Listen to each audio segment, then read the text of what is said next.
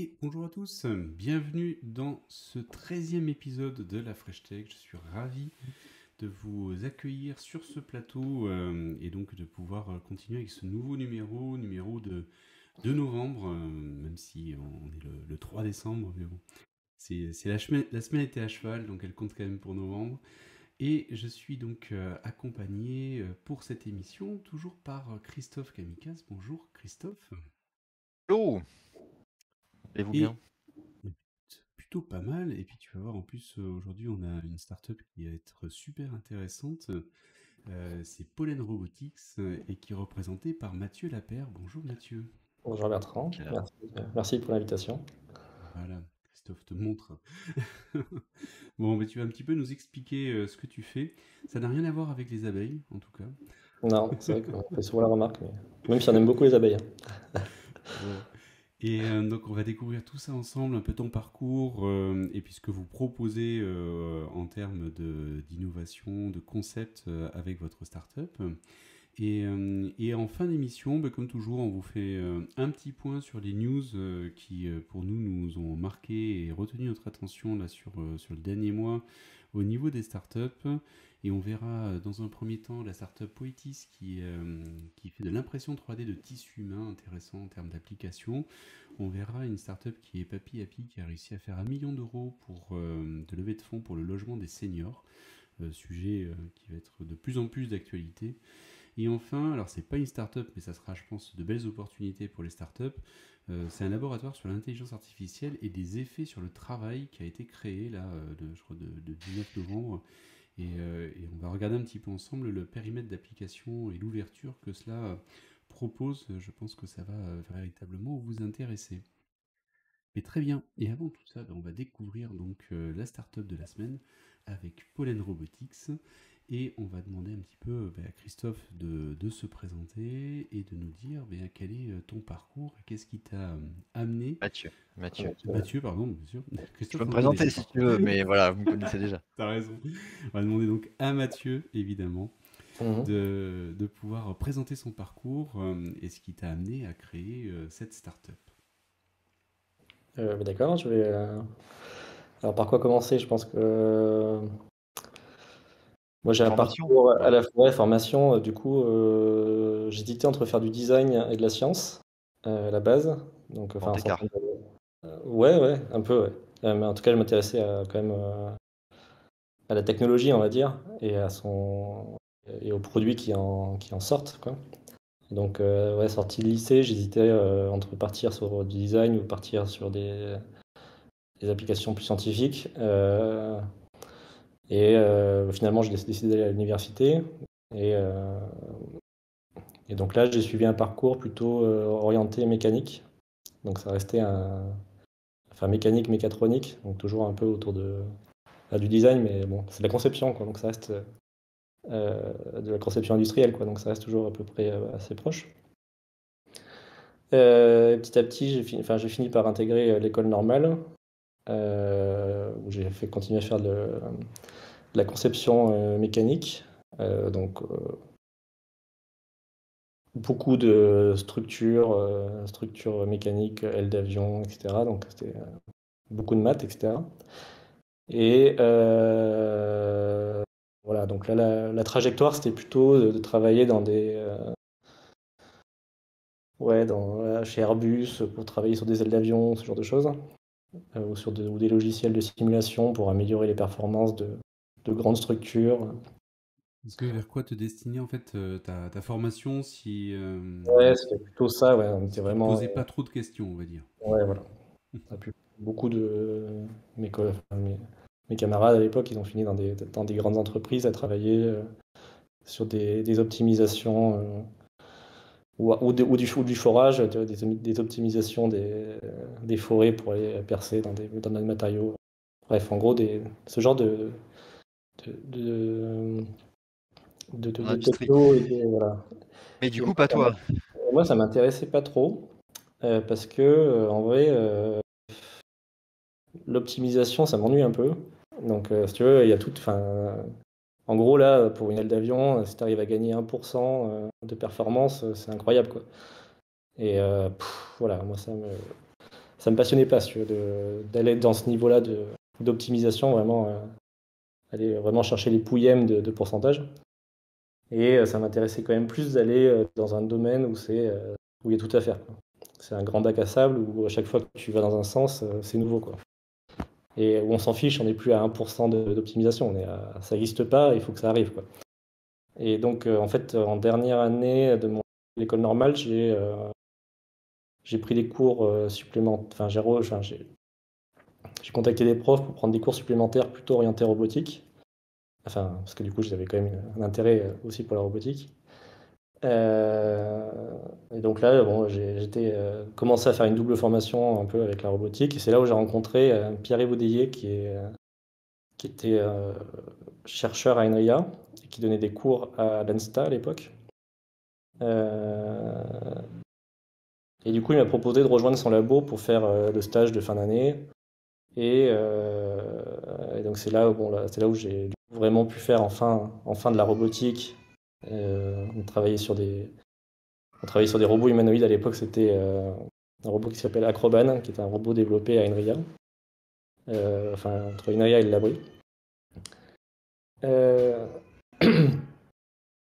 Et suite à mon stage, en fait, il m'a proposé de continuer sur une thèse, ce que j'ai accepté, parce que j'ai vraiment adoré ce que je faisais. Là, ça t'a lancé sur la partie robotique, en fait. Là, tu t'es dit, la robotique, en fait, c'est un secteur sur lequel j'ai envie de m'investir, en tout cas. Ouais, enfin, pas un secteur, un domaine, quoi. Ouais, Vraiment, domaine. Ouais, t'as raison. non, c'était parce que voilà, effectivement, on est vraiment au début enfin, on est vraiment dans le début de ça, quoi. C'est l'aviation à l'époque où il y avait des gens encore qui battaient des ailes, quoi. Vraiment, enfin, qui faisaient battre des ailes en pensant que ça allait aider à faire décoller des protos, quoi. Donc c'est vraiment le début. C'est pareil pour l'informatique, si tu veux. Une Là, fois on est qu'on dans fait quelle l'évolution année? Pardon? On est dans quelle année à peu près là? Franchement, je pense que c'est les années 80. Début Ok. des années 80, quoi, de l'informatique. Vraiment, là où tu commences à... T'as des robots, ok, ça marche dans des applications industrielles, et ça a prouvé... Enfin, ça prouve donc son utilité, et c'est utilisé par des gens qui sont experts. C'est des machines qui coûtent super cher, qui sont hyper optimisées pour une tâche. Donc c'est vraiment un peu l'équivalent de ce qui se passait avant les années 80 dans l'informatique, où il y avait des grosses armoires placées dans placées dans des industries pour faire des calculs pour éviter des calculs compliqués à des ingénieurs, quoi. Et petit à petit, bon, bah, il faut l'informatique est sortie petit à petit de l'ère enfin des usages industriels pour attaquer des marchés un peu, enfin des domaines un peu plus grand public. Et là, voilà, on est sur ces points de pivot là en ce moment, quoi. Donc bon, on est sur ces points de pivot là. C'est un peu plus long que l'informatique, mais voilà, c'est vraiment on est vraiment Ça dans. me plaît. On va s'en parler d'ailleurs après, hein. Ça va être maintenant après les cas d'usage, hein, qui vont pouvoir commencer à déployer une fois que la technologie commence à être suffisamment mature pour en identifier. C'est Donc en ça. tout cas, c'est ce qui t'a lancé sur le domaine. Et pour le coup, Et donc tu as dit une rencontre et donc tu arrives ensuite sur bah, comment pour jusqu'à la partie start-up en fait, et le ouais, ouais. démarrage. Alors Comment après, tu franchis le pas de l'INRIA à la Ouais, startup, c'est oui. ça? euh, après à Inria, j'ai en fait assez. Donc je travaillais sur des sujets scientifiques. Enfin, mon sujet scientifique, c'était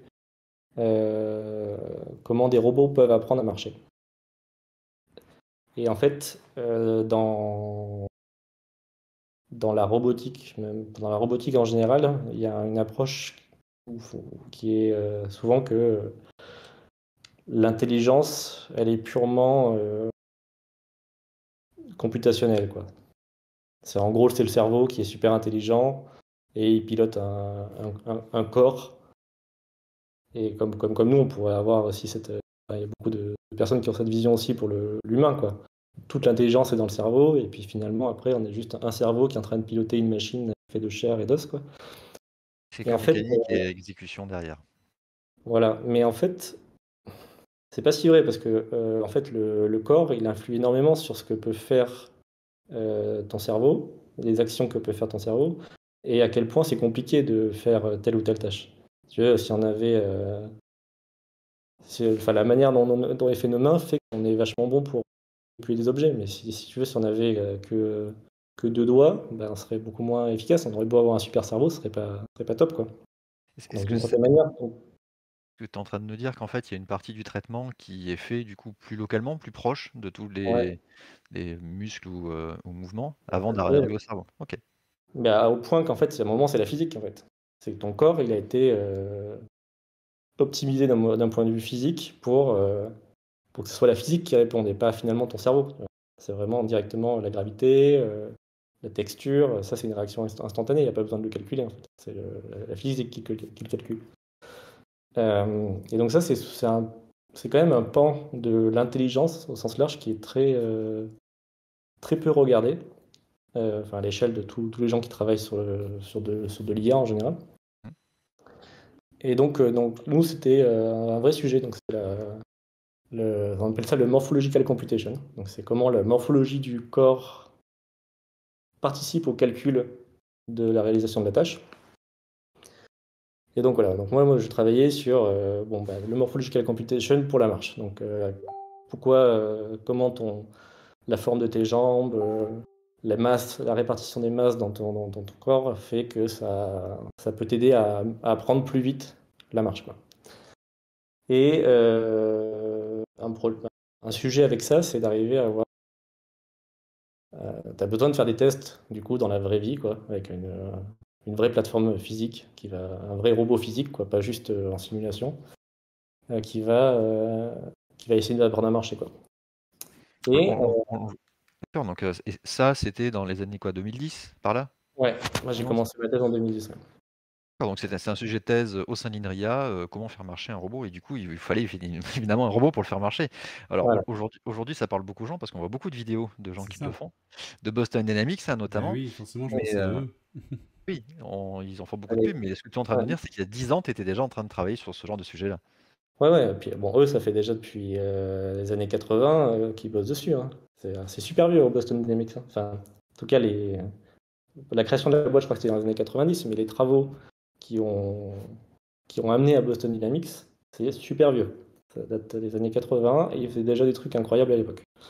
Donc, D'accord et donc du coup, donc ce sujet de thèse, du coup, tu as besoin d'une machine, d'une plateforme voilà. et c'est ça qui t'a amené à créer quelque chose derrière? Ouais, parce qu'en fait, il n'y avait pas, enfin, à l'époque, et toujours, en fait, aujourd'hui non plus, il n'y a toujours pas en fait, de plateforme robotique un peu humanoïde qui prend en compte ce critère-là, là, le fait que le corps peut être important pour l'exécution d'une tâche.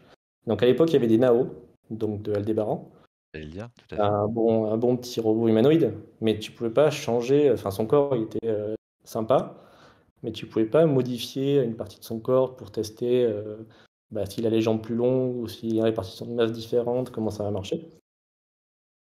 Et en fait, du coup, je me suis retrouvé à fabriquer un robot from scratch, quoi, avec cette idée que il fallait qu'on puisse facilement le modifier, quoi.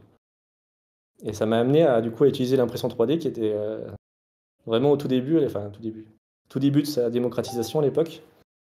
Euh, et donc c'est là où j'ai lancé le projet Poppy. Donc c'était un robot humanoïde imprimé en 3D. Donc justement, il était imprimé en 3D pour qu'on puisse, comme ça, en une journée, réimprimer une pièce pour pouvoir tester différentes formes. La partie imprimée, c'était surtout la partie squelette ou exosquelette et Ouais, après tout ce qui était voilà, équipement électronique, motorisation, ça tout à restait, fait. à compléter. OK. Ouais. Donc en fait, je pouvais jouer sur la structure. Et après, je me suis dit, ouais, j'aime pas trop le fait que tout le monde soit toujours en train de tout refaire. Et j'aime globalement, moi-même, j'aime pas trop refaire 1000 fois la même chose. Bien faire une fois bien.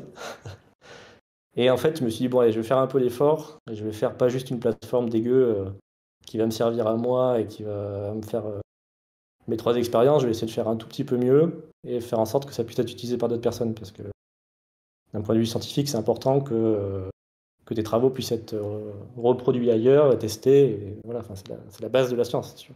Là où on commence à voir au-delà de la partie robotique, en fait, le concept de plateforme de développement et de Ouais. construction, en tout cas, pour pouvoir permettre de gérer et de programmer ces futurs robots, en fait. Voilà. Et Et donc, donc, tu du as coup, commencé par la plateforme avant la partie robot ou les deux se développent en parallèle? bon, les deux en parallèle, en fait, c'est là, c'est à ce moment-là aussi, c'était à INRIA que j'ai rencontré Pierre, qui est le cofondateur de Pollen aussi, donc qui était en thèse aussi quand je suis arrivé à INRIA. Et donc lui était plutôt logiciel. Et donc au moment où j'ai commencé à faire Poppy, je l'ai assez rapidement impliqué. Enfin, j'étais le voir assez rapidement pour lui montrer un peu le plan que j'avais en tête et de voir si il était chaud pour travailler sur la partie logicielle. Et ça l'a effectivement tout de suite motivé. Et donc lui, la partie, coup, enfin, moi, je travaillais sur la partie hardware et lui la partie logicielle en gros. Et donc c'est là où c'est arrivé finalement une plateforme avec comme objectif que ce soit facile à produire n'importe où dans le monde. Donc des composants standards, de l'impression 3D, et facile à programmer. Donc là, on avait fait du logiciel en Python vraiment, enfin, vraiment accessible par rapport à ce qu'il faisait à l'époque. Et voilà, et puis on l'a mis comme on l'a publié, et mon directeur de thèse qui a fait un petit talk où il a présenté, il a annoncé qu'on mettait ça open source. Et ça a vachement bien pris en fait. C'était pas prévu, enfin on n'avait pas forcément prévu que ça soit ça devienne un projet. Vive de lui-même, en fait, au-delà des Ouais, travaux de recherche que vous faisiez. et en fait, ça a pris le pas en fait sur ma recherche initiale. Donc j'ai pu en faire un peu j'ai fait quelques tests, quelques expérimentations qui m'ont permis de mettre en valeur quelques propriétés. Mais au final, ma thèse s'est transformée en plateforme robotique pour la recherche, quoi. Comment faire des bonnes plateformes pour la recherche, etc. Donc Et c'est le cas, du coup, tu as changé ton sujet de thèse par rapport au fait que cette plateforme-là est beaucoup plus, enfin, est trouvée son Vu public. l'appétence, en fait. ouais, c'est ça. Si tu veux, on a une traction immédiate. Je me rappelle à l'époque, c'était les députés Arduino, enfin, c'est toujours un truc important, mais tu vois, à l'époque Arduino, c'était un des rares gros projets open source, open hardware. Je me rappelle, moi j'avais reçu un mail de Massimo direct 10 minutes après l'annonce, quoi. J'étais super content, quoi. C'était vraiment. Enfin, Donc tu sens qu'il y a une étincelle, qu'il y a quelque chose à creuser. Ouais, ouais, voilà. Ok. Donc ça a pas mal transformé le laboratoire pendant quelques années, ça. Donc au début avec moi et Pierre, et puis finalement, il y a eu un moment, il y avait une bonne partie du labo qui travaillait sur Poppy et ses applications, parce que du coup, il a trouvé son public dans le milieu académique, éducation. Et du coup, il y a eu plein d'autres projets qui se sont lancés autour de Poppy, donc pour en faire des plateformes purement pour l'apprentissage du code, l'apprentissage, l'ingénierie, etc. Et donc, il y a un moment, on devait bien être, je sais pas, 5 ou 6 à bosser sur le projet Poppy dans le labo, quoi. Donc, voilà, à un moment, ça a vraiment bien pris. Et à un moment, se posait la question de la suite. Et donc, nous, on s'est dit que Un cadre, peut-être, pour pouvoir accompagner cette suite, en fait. voilà, donc il y avait à la fois, on avait cette expérience de un projet qui s'est bien passé, où on a fait en quelque sorte, on a fait un produit, hein. À la fin, il a été commercialisé pas par Inria, mais il a été commercialisé par Génération Robot, qui est un distributeur français. Donc, il y en a quand même vendu un paquet dans le monde, quoi. Euh, et voilà, on s'est éclaté. Voilà, on s'est juste éclaté à faire un projet open source qui cassait un peu les codes et qui arrivait à trouver son public et qui avait une bonne notoriété, qui était apprécié.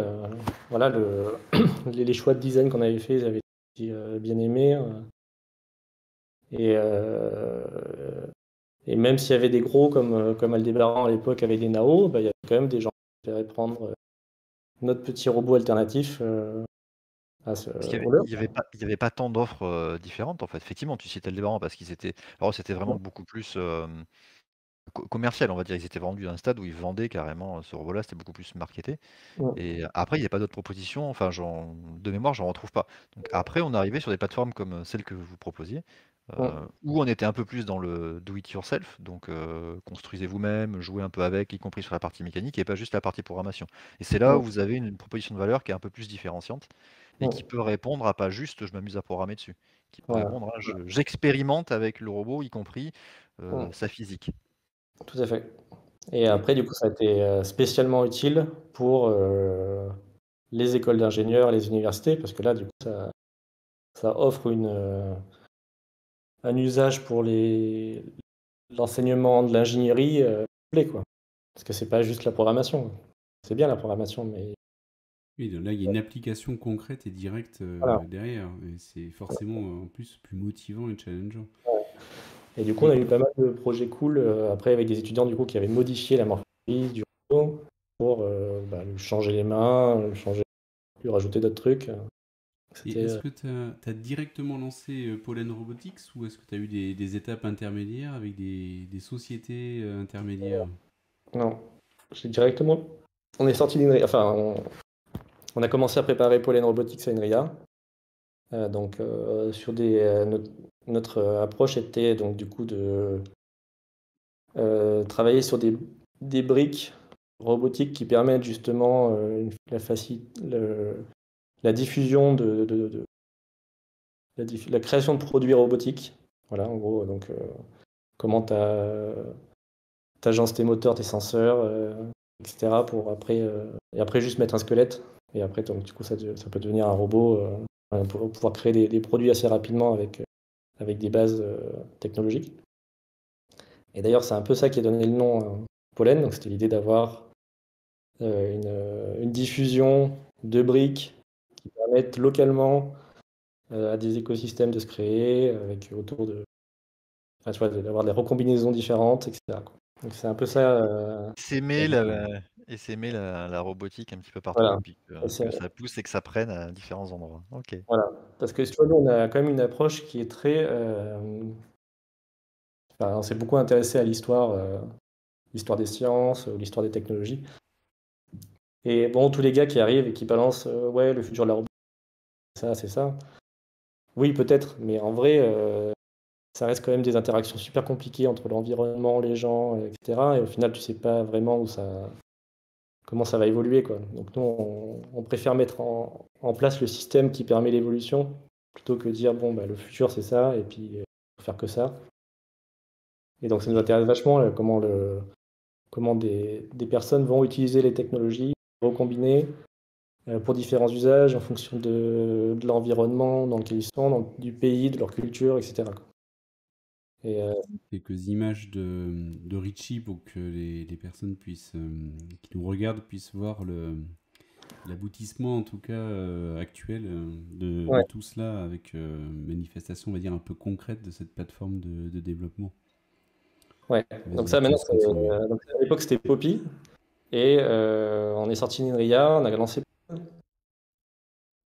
pour des raisons de propriété intellectuelle, on n'a pas pu conserver Poppy. Et donc on est reparti de presque zéro en faisant Pollen. Mais bon, peu importe, on a assez rapidement on est assez rapidement parti sur Richie. Et donc Richie, en fait, c'est un Poppy plus mature. Poppy, c'est un projet, un projet scientifique fait par un de thésard, quoi. Et là, quand même, en tant qu'entreprise, on ne pouvait pas juste se contenter de faire un robot qui répond à des problématiques scientifiques. Il fallait aussi qu'il réponde à des usages. Et donc, on a fait un robot plus grand qui peut, pour le coup, vraiment manipuler des objets. Ça, c'était un truc qui se faisait. Enfin, des robots qui manipulent des objets, il y en a plein, mais dans des usines. Des robots qui manipulent des objets Et des bras robotiques. dans des environnements publics, il y en a moins. Enfin, il n'y en a pas. Enfin, il n'y en avait pas.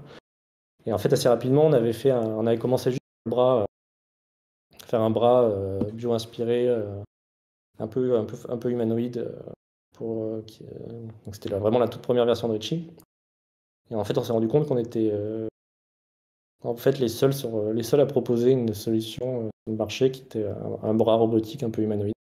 Donc on avait des gens qui venaient nous chercher, alors qu'on n'avait même pas encore fait vraiment de vitrine et tout ça, ils nous cherchaient, je sais pas comment ils nous trouvaient, Mais qu'est-ce pour qu'est-ce acheter qui change du coup? Qu'est-ce qui change entre un bras humanoïde et les bras robotiques qu'on peut trouver, qui sont très souvent liés enfin issus du milieu industriel?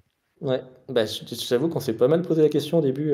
Enfin, nous, ce qui avait motivé ça, c'est qu'en gros, devait être les premières versions, c'était pour des clients qui travaillaient aussi sur des prothèses ou qui travaillaient sur de l'interaction, et du coup, il y avait besoin de la forme, oui, enfin la forme humaine pour que ça colle, quoi. Et après, on a eu des gens qui étaient plus du monde industriel qui sont venus nous voir, quoi. Et là, on s'est dit, c'est bizarre quand même, parce que dans le monde industriel, ça va. Ils sont censés être équipés, ils sont censés Voilà. avoir ce qu'il faut. Après, c'est souvent des automates, hein, c'est que Mhm. ça répète toujours la même tâche, et donc on va dire que ça va être par exemple une pince, mais une pince qui est pour une tâche précise, il y a une pince, et juste pour cette tâche-là, elle sait ce qu'elle a à faire. Donc c'est Ouais, de l'ultra spécifique souvent. voilà, c'est ça. Et en fait, quand même, ça les intéressait le format euh, pour l'interaction avec les autres ouvriers. Donc, parce qu'ils considéraient que c'était plus favorable à une collaboration entre les ouvriers sur les chaînes existantes et des robots qui automatiseraient certaines tâches. Et donc, C'est-à-dire que c'est vraiment, l'interaction humain-robot. C'est-à-dire que le robot passerait quelque chose, l'humain, ou inversement, l'humain passerait quelque chose au robot et pas juste en fait, l'humain opérateur manipulateur du robot. ouais, c'est surtout puis que les deux soient ensemble, quoi. Collaborent sur une même tâche, quoi. Parce que là, ce qui se fait actuellement beaucoup, c'est quand même, principalement dans les usines, ça reste quand même des zones où il y a des robots, des zones où il y a des humains. Mmh. Et En général, c'est bien délimité en zone, voilà, il y a rouge, une zone. clignotant, faut pas passer telle ligne sinon, c'est danger. Exactement. Et même dans la logistique, là où on commence à avoir pas mal de robotique en ce moment, c'est pas mal. Mais quand même, il y a une zone entrepôt au fond où il y a plein de robots qui sont en train de s'activer, qui font à une vitesse pas possible des récupérations d'objets. Et devant, une zone où il y a des humains une partie, quoi. Donc c'est pas, il n'y a pas trop encore de robots mélangés avec des humains, ça reste un sujet complexe. Mais ça, c'est un sujet qui nous intéresse beaucoup. Du Et coup, le bras, si on en revient au bras, du coup, pourquoi le bras humanoïde, du coup, répond à ce cas d'usage-là? et ben, c'était pour l'acceptation. Enfin, en tout cas, moi, je te remonte ce que le client enfin, les clients nous avaient dit, hein. C'était, ils considéraient que c'était plus facile à faire accepter à leurs ouvriers un robot qui avait ce format-là Et donc qu'un le form factor. robot. Ouais, le form factor. Ouais. Bon, après, il y a le form factor et le fait que nous,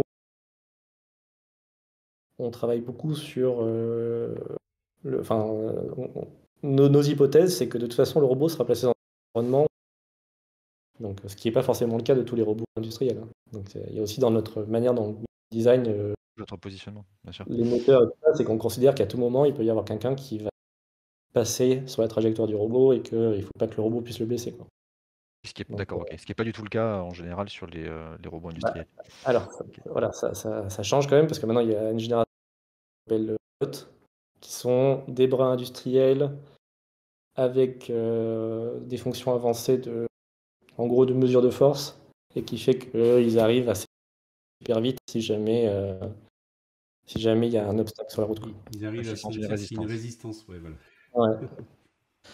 Ok. Donc ça Mais part alors dans du coup, sur ce parallèle-là, bras industriels et bras que vous avez travaillé, vous aviez quand même gardé les mêmes degrés de liberté? Vous avez contraint du coup le degré de liberté pour, ressembler du coup à des mouvements plus humanoïdes du coup de la même manière? J'imagine, tu vois, les pinces robotiques qui peuvent tourner, À 180 sans problème, 360, oui. 360 même si tu veux, sur une main humanoïde, tu le fais pas? ouais, ouais. Bah, là, non, on avait quelques limites, enfin, non, on le faisait pas, en fait. On restait quand même dans des ranges, enfin, dans des amplitudes de mouvement qui restent assez proches de ce que peut faire l'humain.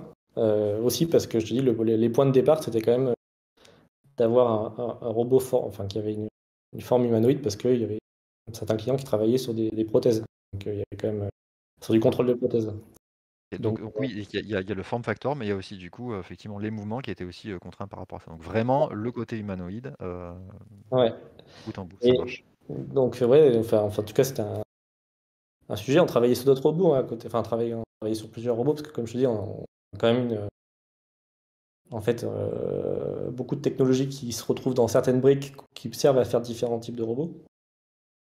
Euh, C'est quoi du coup on va retrouver? Ça va être les mêmes moteurs, la même voilà, le électronique? moteur, mais après il y a aussi le logiciel, les algos d'IA, etc.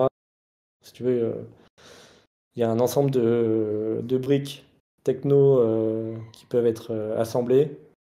Et après, en gros, c'est pour simplifier, tu as un squelette mécanique qui vient attacher ces différentes briques ensemble et qui donne la forme au robot, quoi.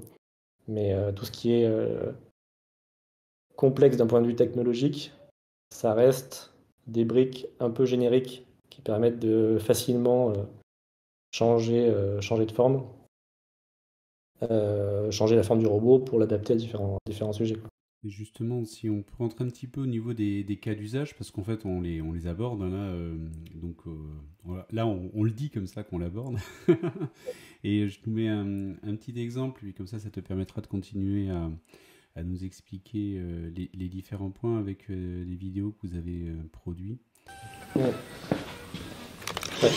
Et donc là, bon, j'ai beaucoup parlé de la partie amont, on va dire les fondamentaux scientifiques qui ont mené à ce qu'on fait aujourd'hui. Après, sur Ritchie, on a quand même eu des focus produits qui sont très, très clairs. C'est l'interactivité, la manipulation et la mobilité.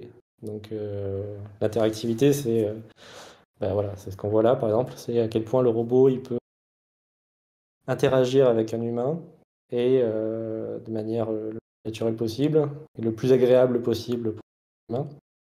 Parce que nous, on s'intéresse vraiment à la collaboration, en tout cas l'usage du robot comme un outil pour l'humain. Ça reste un produit qui doit être. Enfin, l'interface doit être facile à utiliser, quoi. C'est un peu comme un clavier et une souris. Un clavier souris écran qui permet de servir d'ordinateur. Il faut aussi que les interfaces qui permettent de servir du robot soient efficaces et agréables à utiliser. Et donc, ça, pour nous, c'est tout ce qui touche à l'interactivité. Et pour que le robot soit utile, il faut qu'il puisse manipuler des objets.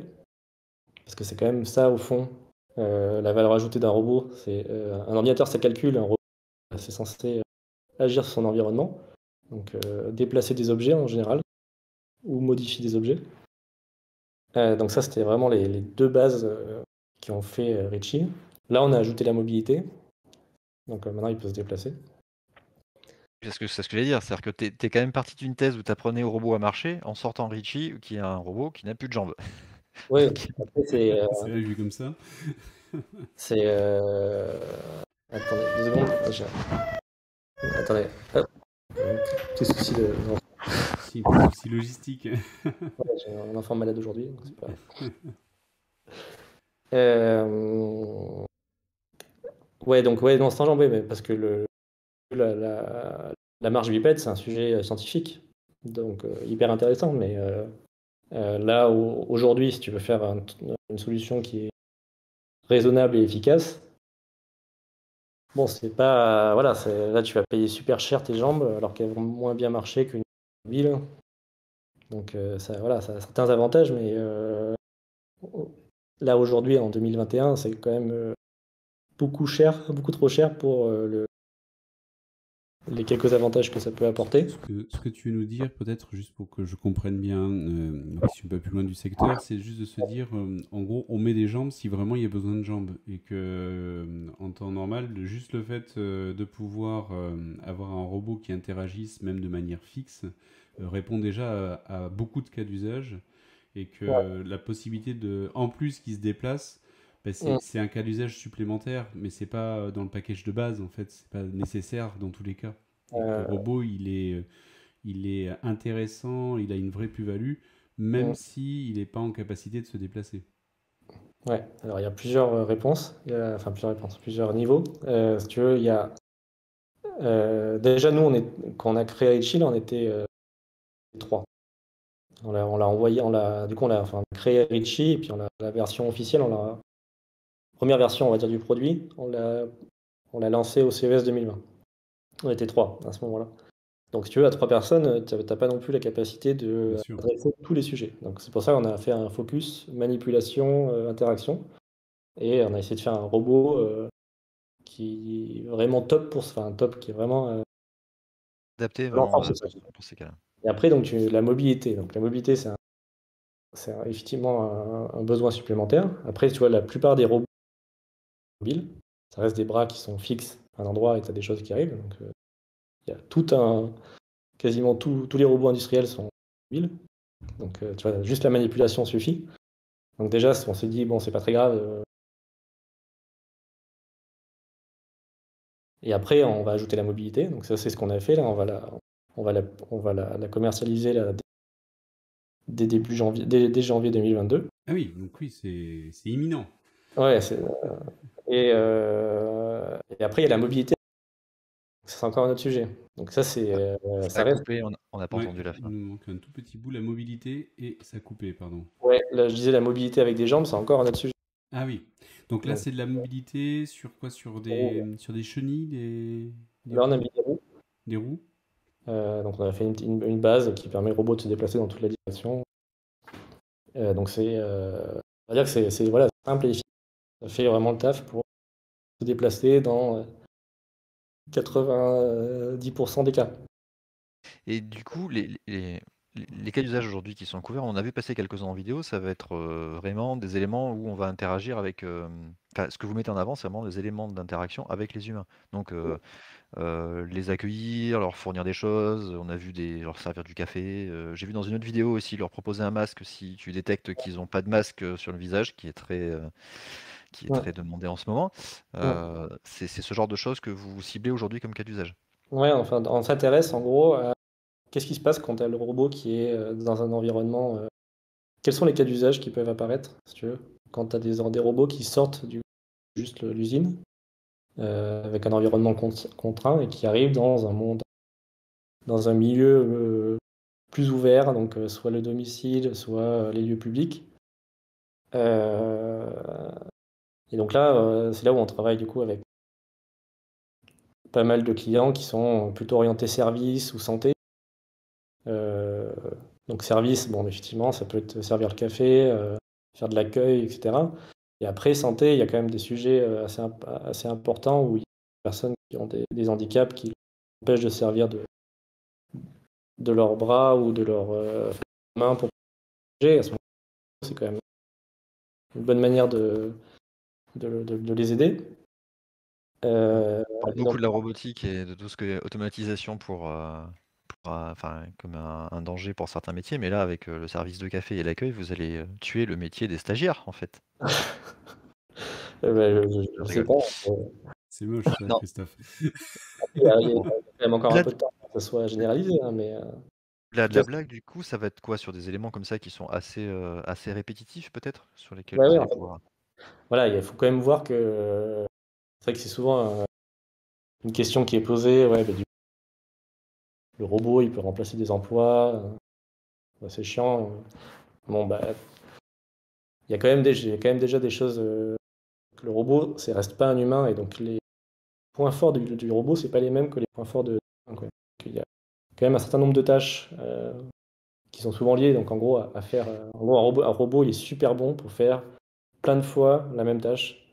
Et il va pas s'ennuyer, il va pas râler, il va toujours faire bien, exactement la procédure par étape, exactement comme il faut. Ça, c'est un humain, il fait pas très bien ça.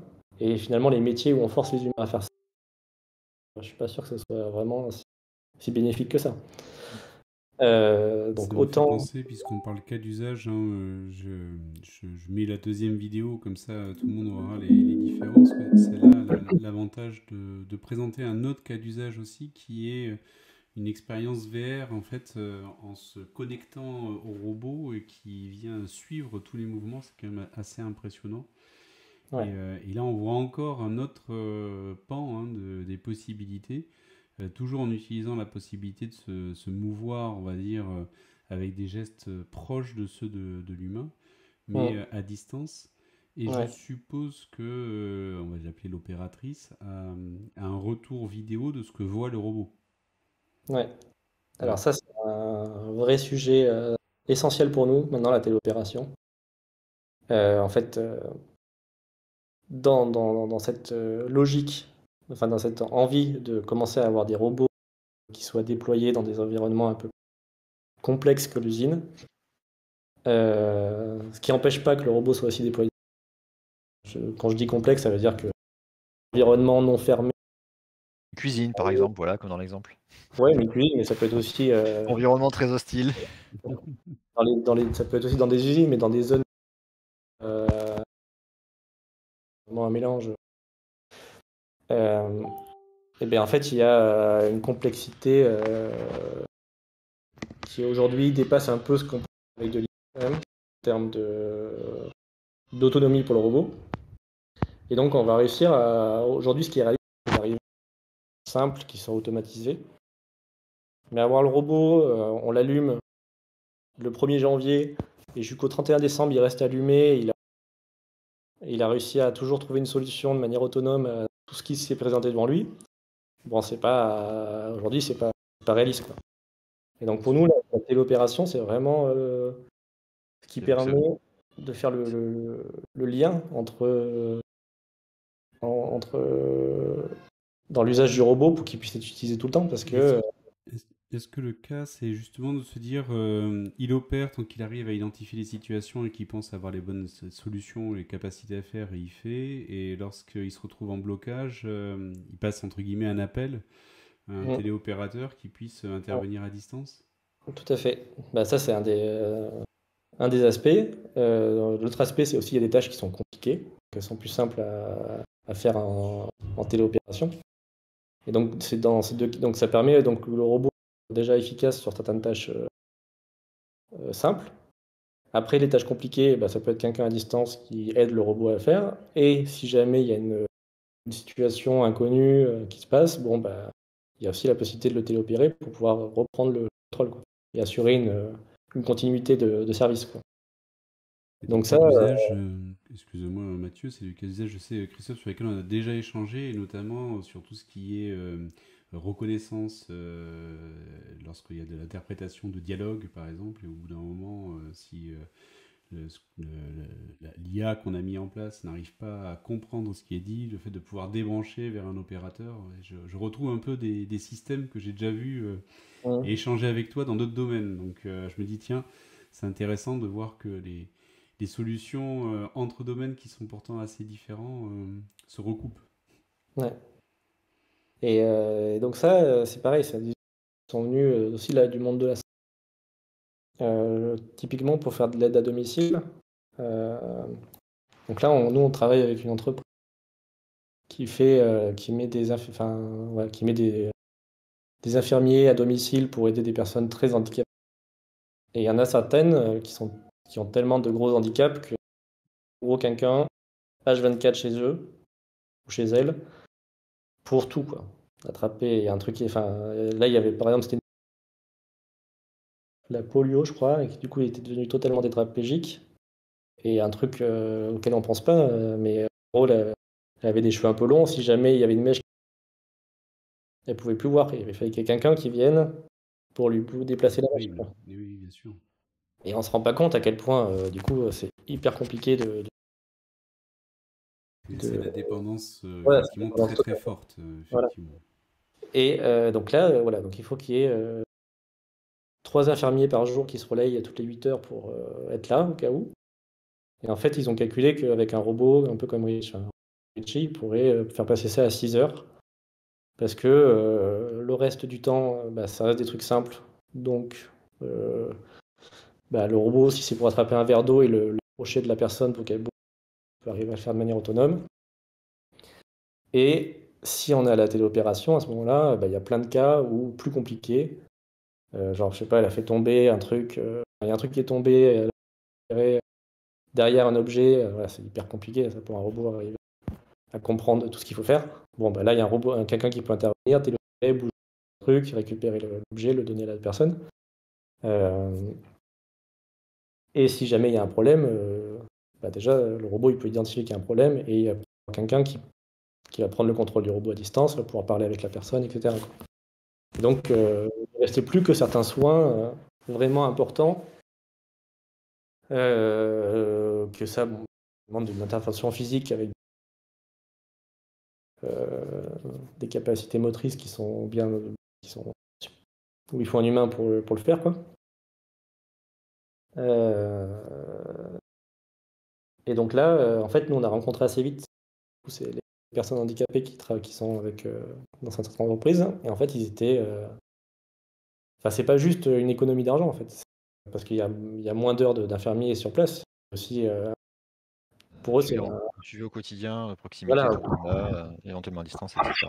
C'est un vrai sujet parce qu'au Japon, par exemple, c'est un des sujets qui pousse énormément les travaux sur la robotique chez eux aussi. C'est vraiment l'assistance et la quantité de vie à domicile parce qu'ils ont, eux, une population vieillissante. Ouais. Et les industriels chez eux, je pense beaucoup à des Honda et comme ça, qui développent aussi ce genre de solutions de leur côté. Ouais. Tu me confirmes, du coup, vous Ouais, oui. un des cas que vous ciblez Ouais, principalement avec chercher à atteindre avec Rich. ouais. Et en fait, du coup, on avait discuté un peu avec ces personnes. Et en fait, tu sens qu'ils ont vraiment envie de se débarrasser des. C'est qu'ils se sentent tellement dépendants que c'est pas agréable à vivre, en fait. Ils sont toujours présents. Ils n'ont pas envie non plus d'avoir des infirmiers qui soient toujours là pour les aider. Donc en fait, le robot, ça te redonne de l'autonomie. Bien sûr. Donc, et en plus, un truc auquel on n'avait pas pensé, c'est que en fait, ils étaient hyper emballés par Richie parce qu'il se dit, ah bah, c'est trop cool, j'ai un. Enfin, ok, j'ai un handicap, mais j'ai un robot super cool chez moi. Et donc mes petits-enfants, quand ils passent, ils vont être trop contents. Toi, enfin, c'est Et un les peu une. petits-enfants placent plus souvent, du coup. Voilà, C'est mais les Jeu avec le bonus. robot. ça devient vraiment un objet qui rend cool, quoi. Enfin, qui rend. D'où l'intérêt aussi de l'avoir un petit peu looké. Hein. J'ai vu, je pense que vous avez Ouais, fait ouais. des efforts un peu sur le design. J'ai vu qu'on pouvait aussi lui changer le pull, enfin, si on peut appeler ça comme ça, ou le t-shirt, Mm. qui avait la moyenne de le personnaliser un petit peu. À un moment donné, on l'a vu enfiler un tablier de cuisine. Enfin bon, Ouais, bah, on travaille beaucoup sur le personnage, en fait. il y a, Donc, ouais, il y a un petit côté aussi un peu ludique, hein, qui est ouais. au-delà de l'aspect totalement utile et voire indispensable. Hein, dans ce que tu nous décris, il y a un aspect ludique qui est pas négligeable, je pense, dedans. Voilà. Et effectivement, c'est très D'accord. important, en fait, hein. C'est vraiment. Et alors pour le coup, ça me fait le lien avec une question que je voulais te poser, mais là maintenant, bah, en fait, j'ai la réponse. Enfin, je vais te laisser la donner, mais là, elle est très claire. Parce qu'on avait déjà parlé dans d'autres épisodes de la Fresh Tech, mais notamment de l'arrêt du robot Pepper, qui avait été bien mis en avant, en tout cas sur la scène médiatique. Donc c'est un des robots qui était quand même assez connu, même dans ceux qui s'intéressent pas particulièrement à la robotique. Et donc je voulais, moi, lorsque je préparais l'émission, voir quelles étaient les différences. Bah, dans ce que je comprends, en fait, ce paper, là, les interactions étaient limitées sur des interactions vocales.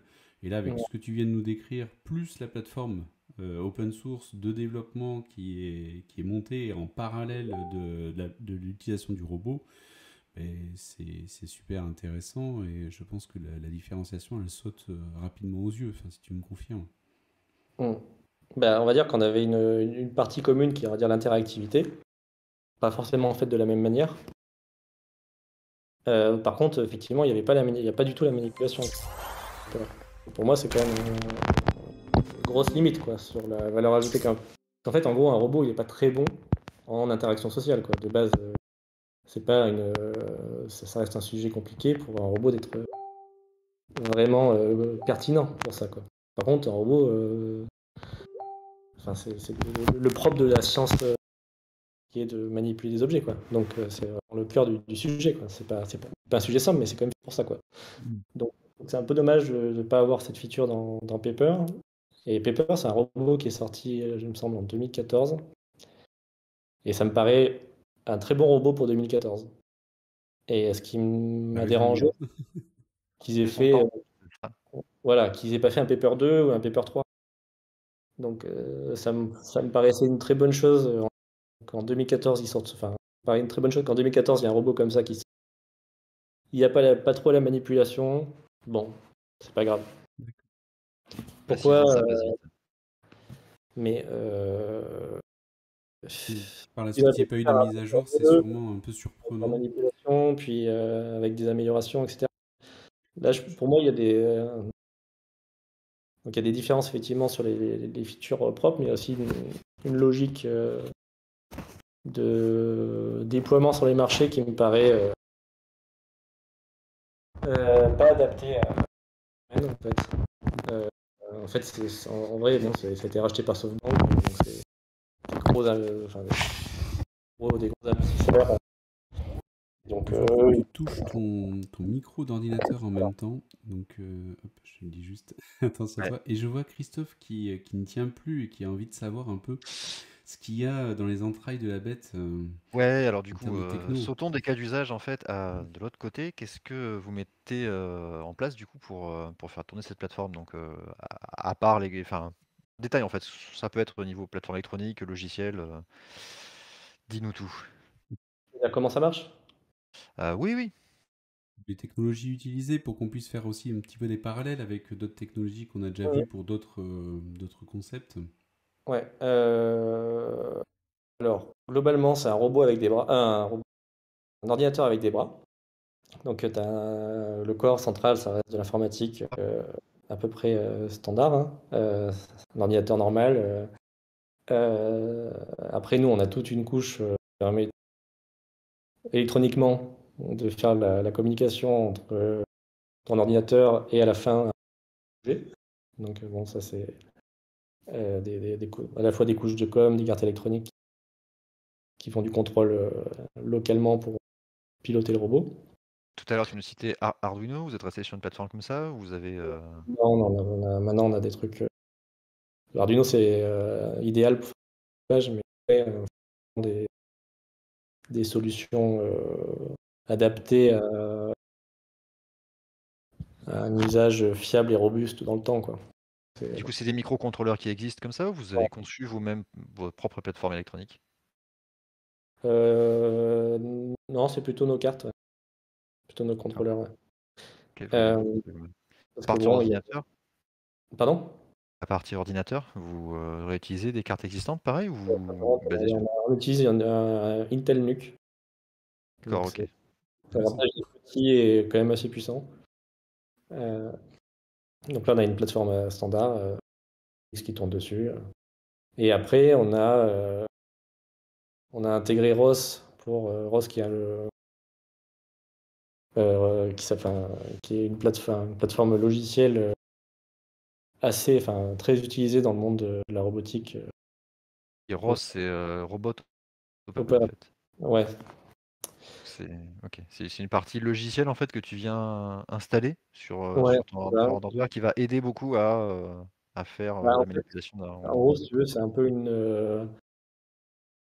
peu des manières de faire ton logiciel. Au final, c'est presque plus des manières de. Enfin, tu as quelques modules déjà tout faits qui sont été faits par la communauté. Toi, tu rajoutes tes trucs, donc ça t'évite de tout refaire. Par exemple, si tu veux faire de la simulation, de la visualisation, bon, bah, il y a déjà des outils qui existent. Et donc, à partir du moment où tu as ton robot qui tourne sur OS, bah, du coup, il est compatible avec d'autres outils faits par la communauté. C'est open source, donc il y a quand même des outils qui ont été développés. Donc, ça a des avantages à ce niveau-là, quoi. Et après, on a la téléopération. Maintenant, c'est une application qui tourne dans un casque Oculus. Donc directement, il n'y a pas besoin d'ordinateur. En Tu te autonomie? connectes. Ah génial! Ouais. Donc là, ça y est, on a. Et donc là, tu te connectes à ton robot, t'as un serveur, tu te connectes à ton. T'as qu'un robot, t'en as un seul, évidemment. Et là, donc on en a évoqué tout à l'heure, mais effectivement, tu vois donc dans ton casque, tu vois les deux images des deux caméras. Et donc tu as une reconstitution de la 3D. Globalement, tu vois plutôt bien en 3D. L'environnement, quand tu bouges la tête, ça bouge la tête du robot. Et après, les deux manettes, bah, du coup, quand tu bouges les bras, ça bouge la position des pinces. Et tu as des gâchettes, ça te permet de fermer et ouvrir les pinces. Et tu as les sticks qui te permettent de piloter la base mobile pour te déplacer et de faire bouger aussi les antennes pour pouvoir changer tes expressions, quoi. Donc ça, c'est le fonctionnement de la téléopération. Ça vient se connecter via Internet. Beau. Et tu as une communication du coup qui se fait entre ton casque Oculus et le robot qui te permet de le téléopérer.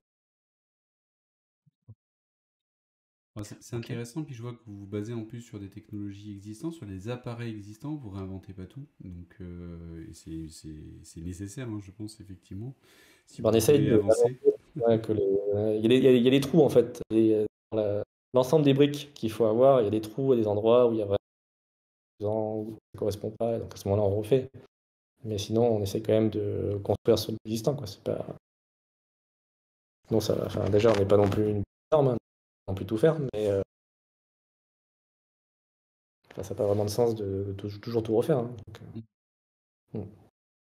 Est-ce que tu avais d'autres points, toi, Christophe, qui te titillaient? Oui, peut-être juste un truc. Donc, tu parlais quand même que vous gardiez l'aspect plateforme ouverte. Donc, tu parles d'open source, d'open hardware. C'est toujours le cas sur Ritchie, j'imagine. Mm. Ouais. Ok. Et du coup, qu'est-ce que vous mettez à disposition des gens pour prendre en main ça, du coup, pour développer dessus, pour faire des choses dessus? Il y a une plateforme logicielle ouverte que vous mettez à disposition? J'imagine, pour les développeurs, ça va parler, mais un SDK, des choses comme ça. Ouais, ouais. Donc, donc déjà, on met tout sur GitHub, tout notre logiciel est disponible sur GitHub. Après, on a effectivement un SDK Python et, euh, et C Sharp, parce qu'en fait, l'application Teleop, elle est faite en Unity, donc du C Sharp derrière. Donc en fait, en gros, on a un SDK un peu, une brique logique, un truc qu'on appelle Richie Core, en fait. Donc c'est vraiment tout ce qui tourne à l'intérieur du robot. Hmm. Et du coup, dessus, on peut venir plugger différents SDK. On a déjà fait les SDK Python. Donc ça, c'est ouvert, quoi. Mais on fournit déjà de base en tout le SDK Python avec une documentation complète qui permet, voilà, de très rapidement, en quelques lignes de code, faire bouger. Et du coup, de Ok, développer des applications, quoi. Bon. Je sais pas clair. après ce que tu veux savoir, mais en tout cas, Non, c'est. c'est très bien, c'est très bien. Je pense que ça va répondre aux plus curieux qui nous regardent et qui ont peut-être envie de s'y pencher. Donc vous pouvez Mm. le faire déjà, jeter un œil sur GitHub, vous avez une partie du code source. Voilà. Oui. Bon, on peut avancer du coup. Moi, je pensais après au côté business model, donc je suppose que vous avez un produit, enfin là, tel que tu le présentes, on a un produit Mm. qui est déjà dans des premières versions qui sont très abouties, avec déjà des cas d'usage couverts. Donc comment ça se passe? Vous vendez le robot, le produit en lui-même, vu qu'on est sur de l'open source, mais est-ce que vous vendez aussi la plateforme ou est-ce qu'il y a des usages de la plateforme, je suppose, peut-être pas de licensing, donc c'était juste voir un peu Ouais. aujourd'hui comment vous fonctionnez en fait pour aussi vous rémunérer et vous permettre de financer la recherche et les nouvelles innovations. Ouais. Et ben, du coup, déjà, la première chose, c'est qu'on est entièrement autofinancé. Donc, il y a pas de... on a fait aucune levée de fonds jusqu'à présent. Donc, tout ce qui est développé est financé par le développement. Enfin, enfin, tout ce qui est développé est Intéressant. financé par la commercialisation des... Euh, et donc là, donc on a un business super simple, hein. Juste, on vend la plateforme Ritchie, donc le produit Ritchie, et ça va, et avec arrive le logiciel, enfin, et un petit, et du support, hein. Donc ça, c'est... Donc là, en ce moment, on le vend 25 000 euros, Ritchie avec la version complète, quoi, avec les deux bras, la tête, la télé, le casque de virtuel. Donc ça, on le vend 25 000 euros. Et parfois, on a des clients qui nous demandent de l'aide sur de l'applicatif. Donc là, on passe un peu de temps à développer des applications un peu custom. Donc ça, c'est arrivé plusieurs fois. Voilà, récemment, on a fait une application pour que je puisse peindre, par exemple. Donc, On a vu une petite illustration d'ailleurs là-dessus dans la vidéo. ouais, ben en fait, c'est vrai, c'est la base. Enfin, ça, c'était un proto qu'on avait fait comme ça en 2 secondes pour montrer que c'est possible. Mais après, là, on a fait une version finalisée de ça. Ouais, c'était assez rigolo. D'accord. Euh, et après, donc, on a aussi. Donc ça, c'est vrai, ça, c'est le business model actuel. Le business model. Vraiment, vraiment super simple, quoi. On vend des produits. Enfin, on vend un produit, D'accord. un service autour s'il y a besoin. Et après, il y a les business models à venir. Donc là, si tu veux, pour l'instant, donc Ritchie, il est déjà commercialisé, hein, depuis le début de Pollen, en fait. On le vend depuis les premiers protos, hein. Comme je te dis, c'est ça qui nous a financé notre développement, quoi. Donc aujourd'hui, on est 10 personnes. On a quand même réussi à se développer avec ça. Euh, Vos et donc, clients aujourd'hui, ça va être quel type de domaine? on a non, 40% recherche, enfin recherche académique, donc des labos ou des écoles d'ingénieurs euh, ou des universités. Et le reste, c'est que des entreprises. Et dans ces entreprises, c'est moitié santé. On n'a pas entendu la première Ouais, partie. Enfin, moitié quoi et moitié santé, j'ai entendu après. Service, quoi. Moitié service, moitié santé. Ah, moitié service, moitié santé. D'accord, d'accord, ok. ok.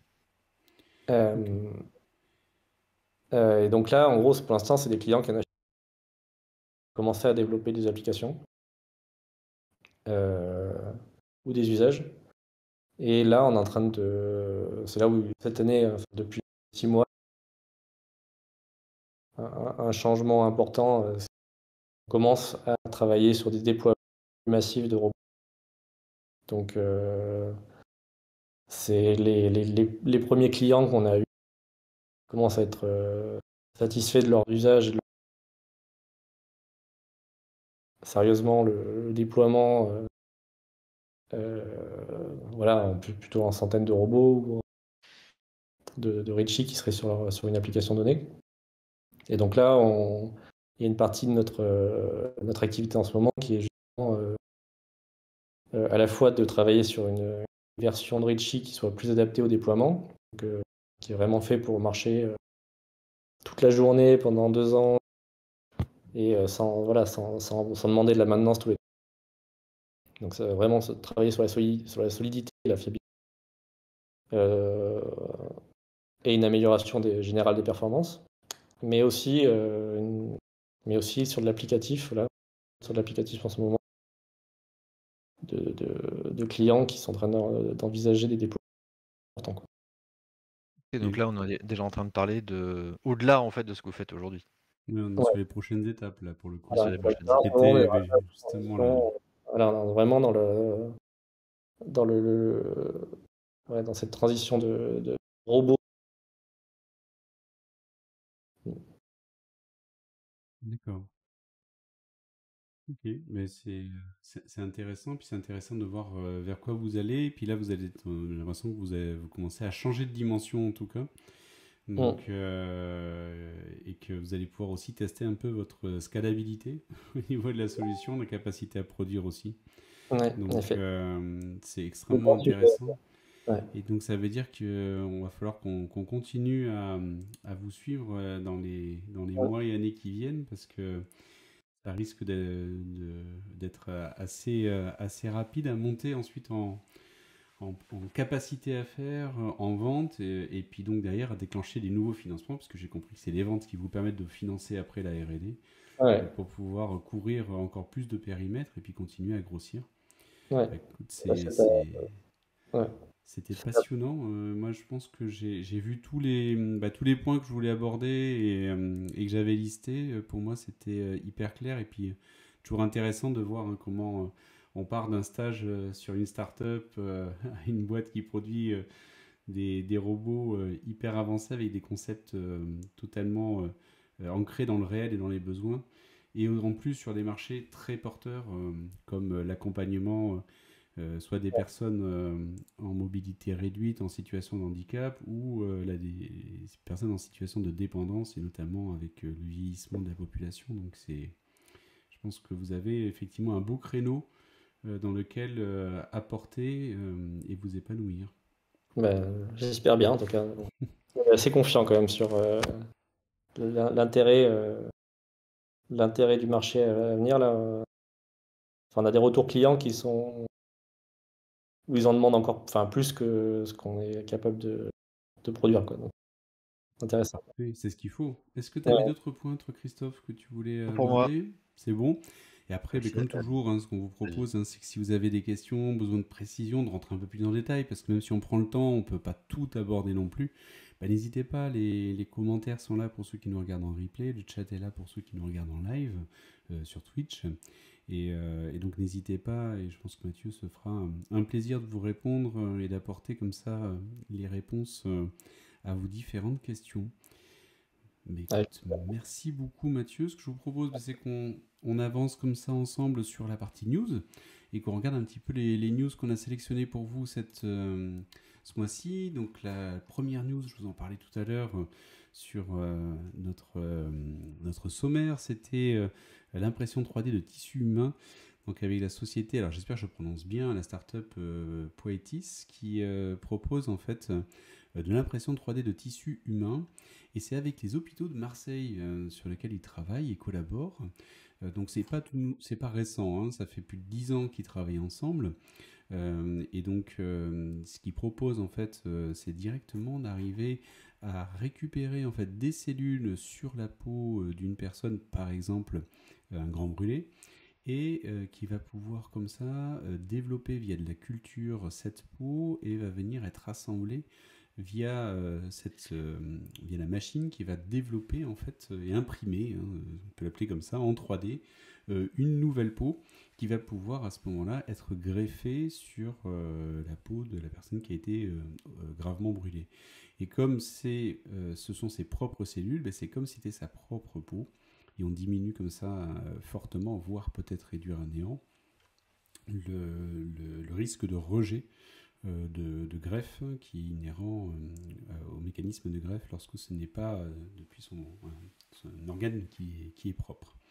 Donc c'est extrêmement intéressant et là ils sont vraiment en phase de lancement assez fort. Oui, tu avais une question Christophe? Non, d'industrialisation en fait. Ils sont Ouais. mis à l'échelle de leur process qu'ils ont déjà C'est ça. éprouvés depuis quelques temps. Ouais. C'est ça, ouais, c'est-à-dire que là, ils sortent du laboratoire pour véritablement se lancer dans de la mise en œuvre, et ça se fait notamment aussi à Bordeaux. Puisque la start-up Poetis est basée à Pessac, donc près de Bordeaux, et même s'ils collaborent avec les hôpitaux marseillais depuis 2020.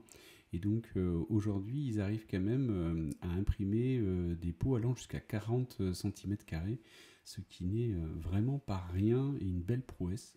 Et ça en quelques heures. Donc c'est quand même des avancées impressionnantes. Ils parlent d'un facteur 1000 en termes de capacité, de rapidité d'impression. Donc vraiment à suivre de très près. Et puis encore une fois, là on est sur de la tech for good, totalement. Oui, tu disais Christophe? Non, j'acquiesçais. C'est génial. J'aimerais bien aller les voir. Ça doit être super ce qu'ils font. Ouais. Et peut-être une prochaine Fresh Tech avec eux. La news suivante, c'est Papy Happy qui a levé donc 1 million d'euros pour le logement des seniors. Donc on en parlait justement un peu tout à l'heure sur tout ce qui est accompagnement des populations qui prennent de l'âge et donc de nos seniors. Et donc là, on en est sur la partie logement cette fois-ci. Donc ils ont une approche qui se veut différenciante, vraiment en segmentant bien le marché pour aller chercher les seniors, les accompagner, avec une population et des offres d'annonces en ligne qui vont aller de l'EHPAD à la résidence senior, en passant par la colocation ou à l'habitat partagé, mais justement pour arriver à accepter d'accompagner un senior et de l'aider un petit peu au quotidien ou le matin et le soir, serait-ce que pour de la surveillance. On peut le dire, c'est le TripAdvisor des maisons de retraite. C'est ça, exactement. Surtout qui propose un système de notation aussi dessus. Donc oui, ça se rapproche. Et la seconde direction qu'ils ont, ça consiste aussi à apporter des conseils téléphoniques et physiques aux bénéficiaires, donc qui ne sont pas que sur Internet et que en ligne. Et forcément, avec la population qu'ils adressent, je pense que c'est effectivement important qu'il y ait un service qui soit pas que à distance, mais aussi de recréer un lien soit physique, soit téléphonique pour accompagner, pouvoir donner des précisions, pouvoir aider. Mais ça peut être aussi jusqu'à aller accompagner pour aller faire les démarches pour un déménageur, trouver une solution pour un animal de compagnie, une aide administrative. Donc vraiment une plateforme qui est très complète d'aide au niveau des seniors. Et je pense que là encore, il y a un beau marché à aller prendre. Et là encore, pour moi, on est sur de la tech for good, puisqu'on va venir vraiment aider et accompagner des populations qui peuvent être potentiellement en difficulté avec le numérique et qui ne seraient pas forcément si elle n'était pas accompagnée par ce type d'initiative-là, tirer l'essence et toutes les possibilités de ce que l'on a via les offres en ligne sur les autres plateformes. Je pense qu'il y avait un point complémentaire, Christophe. Rien à rajouter, monsieur. Et le dernier point que je voulais partager avec vous, c'est comme je vous disais tout à l'heure, donc c'est pas une start-up directement, mais je pense que ça va pas trop tarder à pouvoir aider à avancer là-dessus. C'est un laboratoire sur l'intelligence artificielle et le fait de se poser la question de quels seront les effets sur le travail. Et je trouve ça vraiment intéressant. Et donc, c'est l'initiative de la ministre, d'ailleurs, que l'on voit, Elisabeth Borne, qui dit que l'intelligence artificielle va avoir des conséquences concrètes sur le travail, l'emploi, les compétences, grâce aux expérimentations donc, de ce qu'ils ont monté, qui est le Labor IA. Ils vont pouvoir accompagner les entreprises et les salariés face à ces transformations. Alors, on se dit, mais l'intelligence artificielle, le monde du travail, de quoi on parle en fait et en quoi est-ce que ça pourrait avoir un impact sur le monde du travail. Ne serait-ce que sur le recrutement. Il y a eu déjà plusieurs expérimentations, et là on est plus qu'à C'est l'expérimentation. déjà le cas. Oui, Voilà, c'est largement déjà le cas. Les CV passent tous déjà par un Mais oui. traitement automatisé avec machine learning, reconnaissance de caractère, Exactement. etc.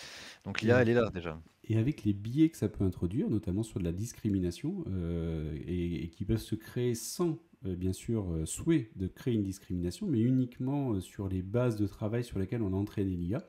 On a déjà traité ça dans une autre émission. J'ai même vu des travaux, je ne sais pas si c'est de la recherche ou si c'était quelqu'un qui faisait ça sur son coin, pour justement optimiser les CV pour des traitements automatiques sur l'IA. Donc en connaissant un petit peu comment ça... Ouais, tu peux... Comme quoi, effectivement. Ah. Donc voilà, effectivement, pour recruter, moi je trouvais que c'était un bon exemple de comprendre concrètement pourquoi est-ce que ça pourrait véritablement bouleverser ce monde-là. Mais on a aussi, c'est d'aller chercher en fait aussi de nouvelles façons de produire différemment, de se doter de nouvelles approches entre ce qui relève de l'humain et ce qui relève de la machine, et d'automatiser des plans de travail pour désautomatiser les humains. Et là, ça me fait le lien avec ce que tu nous disais tout à l'heure, Mathieu, avec les robots dans les industries qui seraient plus uniquement des robots, mais qui travailleraient en fait avec le salarié et non pas faire uniquement une tâche répétitive à la place du salarié. Donc effectivement, ça amène en fait des questions. Je trouve que c'était intéressant pour le coup d'aborder cette news-là aujourd'hui en parlant de robotique. Et c'est véritablement, je pense, des questions qui se posent, et c'est pour ça que je trouve que c'est vraiment une initiative intéressante, donc le Labor IA, et qui derrière va pouvoir sûrement amener à travailler avec beaucoup de startups qui se posent ces questions-là et qui ont aussi des réponses et des innovations à apporter dessus. Et on arrive ainsi à la fin de notre 13e épisode de la Fresh Tech.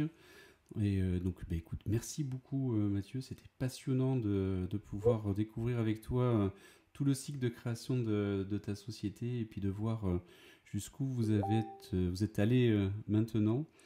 Et donc, on va voir, et j'espère en tout cas qu'on aura l'occasion de refaire un point par la suite avec le développement fort qui vous attend.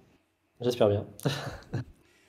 Et encore Voici merci ça. Christophe pour ta Plaisir. participation à nouveau à l'émission. Et on se donne rendez-vous écoutez, le mois prochain pour le dernier épisode de la Fresh Tech de l'année avant de lancer la nouvelle année 2022. Écoutez, merci à tous et à bientôt, dans un mois. Au revoir. Ciao. Salut.